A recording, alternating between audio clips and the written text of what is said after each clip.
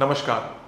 आज मैं बात करने वाला हूँ वास्तु शास्त्र की दुनिया में फैले हुए सबसे बड़े मिथ कि नॉर्थ फेसिंग और ईस्ट फेसिंग घर ही हमेशा अच्छे क्यों होते हैं, क्यों वेस्ट को और साउथ को प्रेफरेंसेस नहीं दी जाती और कहाँ से ये दोष पैदा होना शुरू हो गया। इससे जुड़ी सारी भ्रांतियां और आपको नया घर लेने से पहले इन चारों में से कौन सी दिशा चूज करनी चाहिए, इसके ऊपर डिटेल्ड एनालिसिस करेंगे और सीखने की कोशिश करेंगे कि वास्तु का लॉजिक क्या है।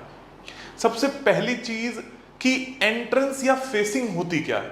बहुत सारे लोगों को कंफ्यूजन होगा, मैं स्वास्तिक की संरचना से आपको समझाने की कोशिश करता हूं। सबसे पहली चीज, आपने ये मान लिया कि ये जो स्वास्तिक है इसके चारों तरफ एक बाउंड्री बनी हुई है और ये आपका घर है।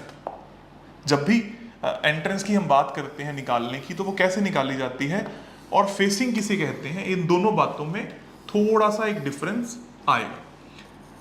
सबसे पहली चीज, अगर हमारा ये घर है, ये बाउंड्री है, तो अगर यहां पर नॉर्थ दिशा है और आपकी एंट्रेंस यहां से आ रही है और यहां पर फेसिंग, यहां पर रोड है, तो इसको कहेंगे उत्तरमुखी घर, क्योंकि रोड जिस तरफ है वो उसका मुख हो गया, ये गेट जिस तरफ है उसका मुख हो गया। कैसे देखते हैं?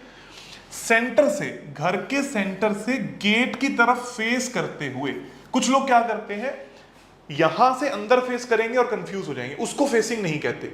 घर की फेसिंग क्या है? जहां पर घर का मुंह है। जैसे आपकी फेसिंग क्या है? जहां पर आप देख रहे हो, वैसे ही घर कहां देख रहा है वो उसकी फेसिंग कहलाता है। अब हम फेसिंग के मिथ पे आते हैं। पहली चीज, क्या फेसिंग इंपॉर्टेंट है या प्रवेश द्वार इंपॉर्टेंट है? वास्तुशास्त्र की दुनिया में इंपॉर्टेंट है प्रवेश द्वार, ना कि कोई भी फेसिंग। कैसे ये बात का निर्धारण होता है? मान लो यही, फिर से मैं एग्जांपल देता हूं, ये आपका एक प्लॉट है, इस प्लॉट में ये चारों दिशाएं हैं और अब हम एक हाइपोथेटिकल सिचुएशन लेते हैं कि आपका नॉर्थ यहां आ चुका है। अब कुछ लोग क्या करेंगे, कंपास निकाल के देखते हैं नॉर्थ, इसको कुछ वास्तुशास्त्री मैंने देखा है इसको नॉर्थ मान लेंगे, कुछ इसको नॉर्थ मान लेंगे। यही नॉर्थ है तो यहां पर आपका साउथ आएगा, यहां पर ईस्ट और यहां पर वेस्ट। इसको सही तरीके से निकालने का तरीका है कि आप 16 दिशाओं में विभाजन कीजिए। उसकी अलग अलग वीडियोस YouTube पर अवेलेबल है, आप आराम से देख लीजिएगा हमारे चैनल पर। उसके बाद में इन दोनों के बिल्कुल बीच में आया नॉर्थ ईस्ट और इन दोनों के बिल्कुल बीच में आया साउथ वेस्ट। इस तरीके से 8 और फिर 16 दिशाओं का चयन किया गया। अब इस घर में अगर यहां पर गेट है तो इसको कहा जाएगा नॉर्थ फेसिंग, और यहां पर अगर गेट है तो इसको कहा जाएगा नॉर्थ फेसिंग और इसको कहा जाएगा ईस्ट फेसिंग, क्योंकि फेस किस तरफ है उसकी फेसिंग होगी। अब प्रॉब्लम कहां से शुरू हुई? जब लोगों ने नॉर्थ और ईस्ट को अच्छा कहना शुरू किया, कैसे ये प्रॉब्लम समझ में आनी शुरू हुई, इस बात को फिर से विस्तार से समझने की कोशिश करते हैं। मैं यहीं पर स्वास्तिक के संरचना से एक एग्जांपल देता हूं। सबसे पहली बात, वास्तुशास्त्र में अगर ये नॉर्थ था, ये साउथ था, ये ईस्ट था, ये साउथ और ये वेस्ट, तो कुल मिलाकर 32 तरीके के प्रवेश द्वारों का गठन किया गया या माना गया कि 32 तरीके के सिम्टम आपको मिल सकते हैं, चाहे वो नॉर्थ में 8 हो, ईस्ट में 8 हो, साउथ में 8 हो या वेस्ट में 8 हो। कैसे माना गया? हम मान लेते हैं ये हो गया ब्रह्म स्थान, सेंटर। ये क्यों माना गया? इस पृथ्वी पर साइंस ये कहती है त्रिगुणात्मक प्रकृति या टेट्राहाइड्रल शेप हमेशा अच्छी होती है। स्वास्तिक हमारे धर्म का वो शेप है जो टेट्राहाइड्रल है। कैसे? जब आप इस वाले को अगर अपने हाथ में पकड़ लें, इस तरीके से इमेजिन कीजिए, तो ये तीनों बिल्कुल एक ही एंगल पर नीचे की तरफ निकलते हुए दिखाई देंगे, जैसे कि एक पंखा। चाहे इसको पकड़ेंगे तो ये 3, इसको पकड़ेंगे तो ये 3, इसको पकड़ेंगे तो ये एक टेट्राहाइड्रल शेप होती है जो ऑस्पिशियस मानी जाती है, जिसके एंगल्स हर जगह सेम है और जिसका पूरा बनाने का तरीका सेम है।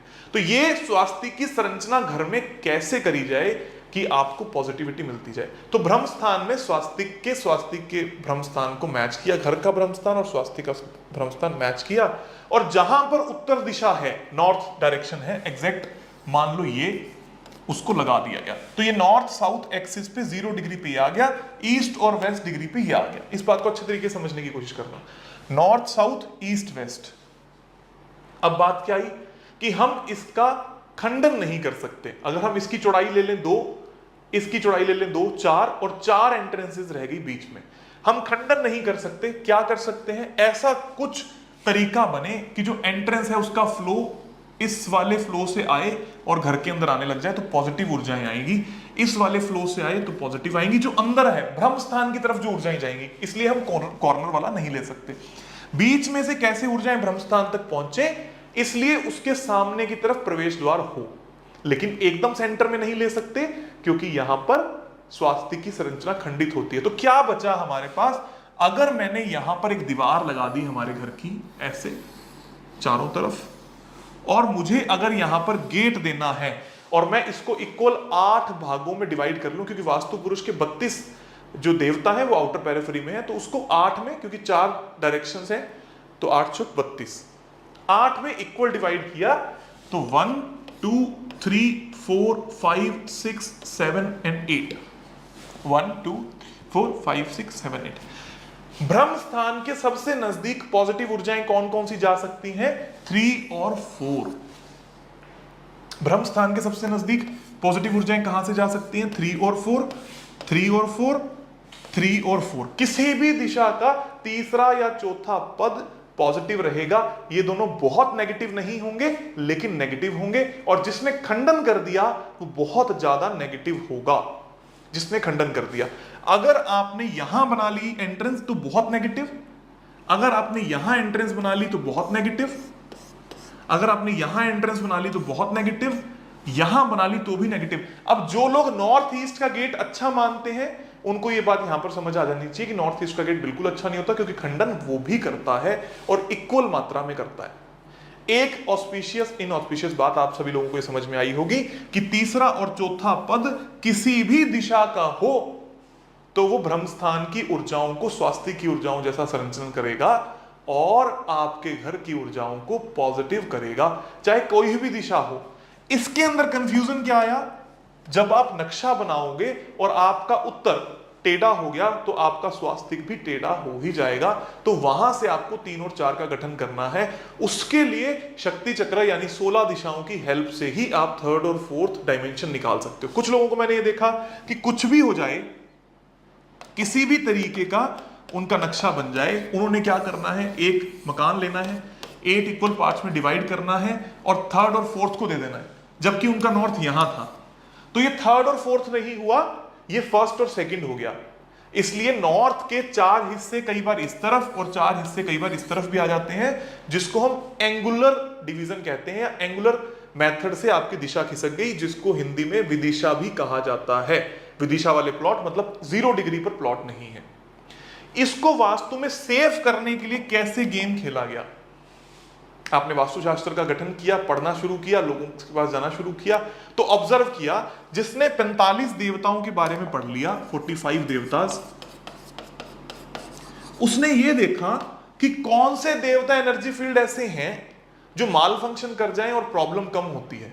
या ये तो किसी समझदार व्यक्ति ने जिसने पूरा पढ़ाई करी उसको समझ आई, जिसने पढ़ाई नहीं करी उसने इनडायरेक्ट वे में क्या अपोज किया, क्या चीजों को देखने की कोशिश करी कि अगर आपके पास ये एक घर है और उत्तर की N1 से लेकर N8 जो मैंने अभी 8 भागों में डिवाइड किया है, और एक वास्तु वाले ने ऐसे 100 घर बनवाए, तो उत्तर वालों को कंपैरेटिवली कम दिक्कतें आई, पूर्व वालों को कंपैरेटिवली कम दिक्कत आई, दक्षिण वालों को दिक्कत बहुत ज्यादा आई, पश्चिम वालों को दिक्कत बहुत ज्यादा आई।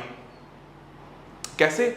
उत्तर दिशा का जी हम तो कुछ नहीं कर सकते थे, तीसरे और चौथे पद में गेट बन नहीं सकता था, मैंने N2 में खुलवा दिया तो दिक्कत कम आई है जी, उनकी जिंदगी किसी ना किसी तरीके से कट गई, बहुत बड़ी समस्या नहीं आई। सेम पूर्व में ऐसा हुआ, E5 आ गया, कोई दिक्कत नहीं आई।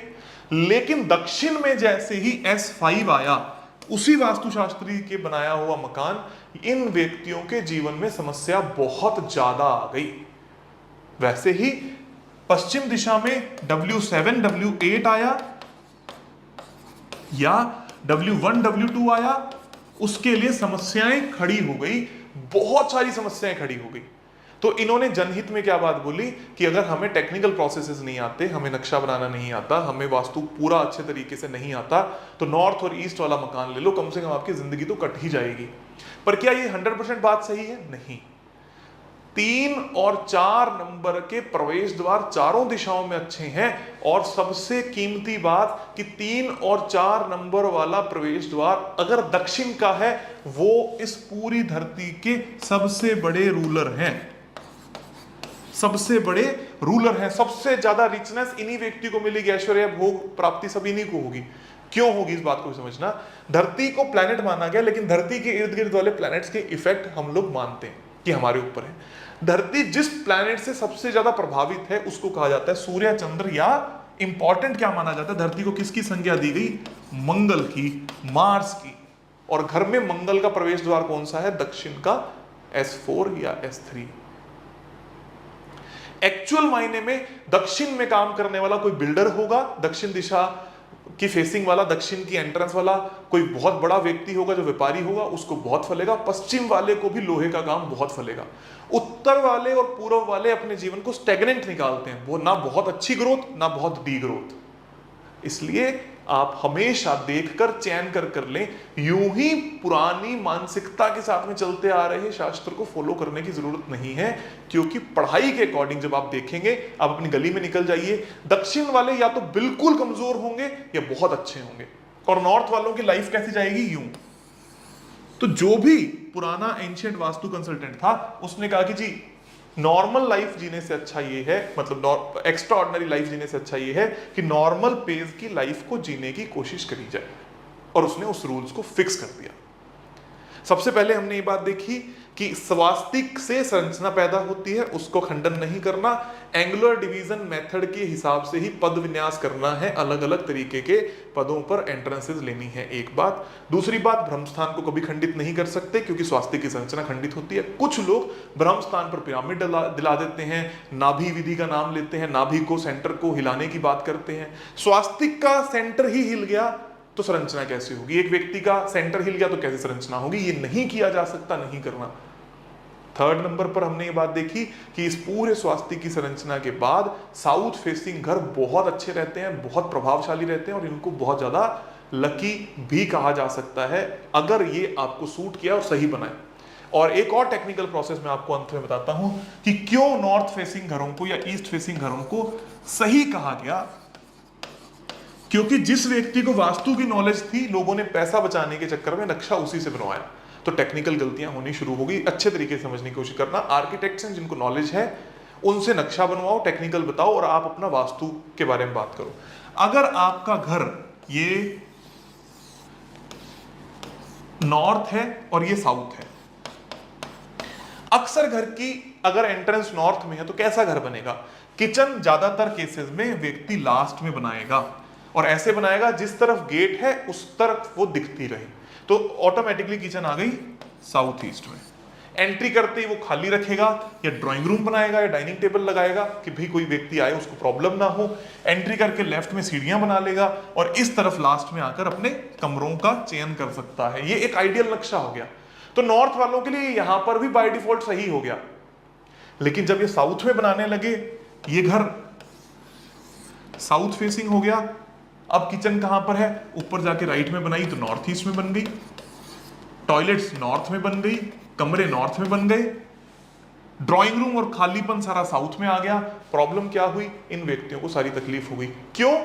लैक ऑफ नॉलेज के कारण। अगर ढंग से साउथ फेसिंग बनाया जाता तो ये नंबर 1 का कार्य करता, इसको बहुत अच्छे रिजल्ट्स मिलते।